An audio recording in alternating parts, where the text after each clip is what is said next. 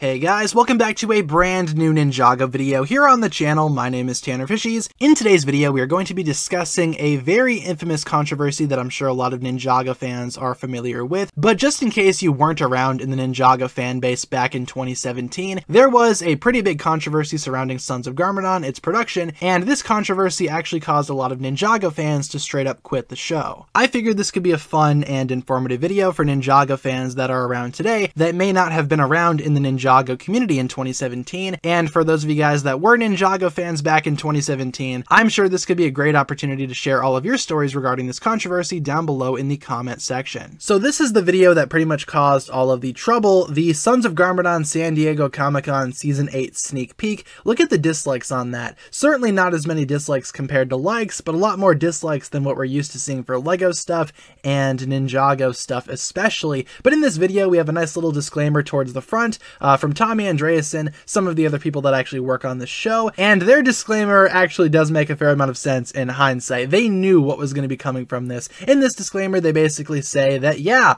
animation's not done. Don't criticize it too much, don't hate on it too much because it's not done, and honestly not worth getting upset over. The animation, though, that's not really what people were upset about regarding this clip. I'm sure you guys remember how this went down. I remember very clearly where I was this fateful day when the Sons of Garmadon trailer came out. I was on a walk, literally, got the notification on my phone, and I was actually pretty surprised. Now, the big controversy itself, I'm sure you guys already know, is the reveal of Lloyd right here in his very much Ninjago movie-inspired design.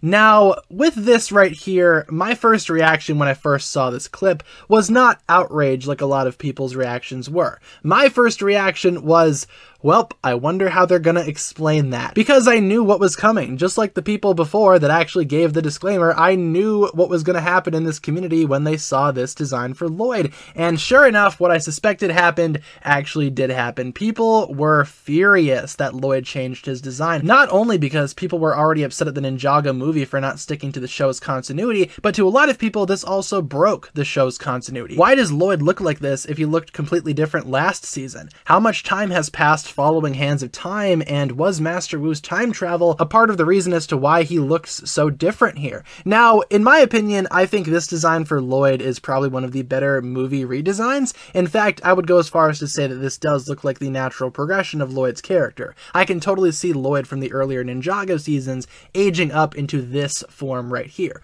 Longer hair, obviously thicker eyebrows, the eyes being green didn't really bother me either. Those green eyes bothered way too many people in my opinion. I don't feel like the green eyes were that big of a deal in hindsight, and it does make sense because of his elemental powers. He's getting stronger with his powers, his eyes turned green as a result. Makes sense to me. But like I said though, a lot of people were already pretty mad at the Ninjago movie for not sticking to continuity. So when the Sons of Garmadon teaser actually came out, people instead just assumed that this wasn't canon. There were a lot of theories out there regarding whether or not this season would actually be canon to the show. Obviously we know that it is canon to the show today, but back then we pretty much had no idea. This new show could pretty much do anything that it wanted to. Was this another dimension? Was this an alternate universe, so to speak? Was this following the Ninjago movie? Was the entirety of the Ninjago TV show going to follow the movie's canon now? And say what you will about Lloyd's design right here, I know a lot of people still are not crazy about the redesigns, but let's be honest here, a lot of people were freaking out over pretty much nothing. As we know today, Sons of Garmadon did not change the entirety of Ninjago, at least not as much as people thought it would, and the dislikes here are pretty much a good indicator of that. People were very upset at the time, but a lot of people, including myself, were a little bit optimistic. Some would say maybe even too optimistic. But the paranoia did not stop there. People were already pretty concerned about Lloyd changing designs, but what did this mean for the other ninja? Were the other ninja going to change designs as well to follow Lloyd's design? The reason for Lloyd's design change was because his character was more mature, but the other ninja were already mature enough as they were, so were they even going to change designs? Well, as we know today, yes, they would change designs, but people back then did not know that. And it also didn't make things any better when official Ninjago sources decided to respond to the controversy. A lot of the responses were relatively normal, you know, the whole notion of don't judge it until you watch it, but one comment from Tommy Andreasen, which I was not able to find unfortunately for the sake of this video, but I do remember what it said. He said that the other ninja would keep their facial rigs, but the designs would be changed overall. Now what does that mean? Well, to a lot of Ninjago fans, it meant something completely different than what it actually does mean. What Tommy Andreasen meant was the animation with the faces would still still be the same, including with Lloyd. The ninja's facial animation would remain unchanged from other Ninjago seasons, just with a more updated and modern design based of course on the Ninjago movie designs. But to a lot of people, they thought that Tommy Andreasen meant that they would keep the original faces for the ninja, but they would change everything else. For example, the outfits, the hairstyles. So a lot of people just assumed that for Kai, Jay, and the rest of the ninja that are not Lloyd, that their faces would remain the same as the previous Ninjago stories, but their hair would change. For example, for Kai, his pre-movie face, but with his post-movie hair.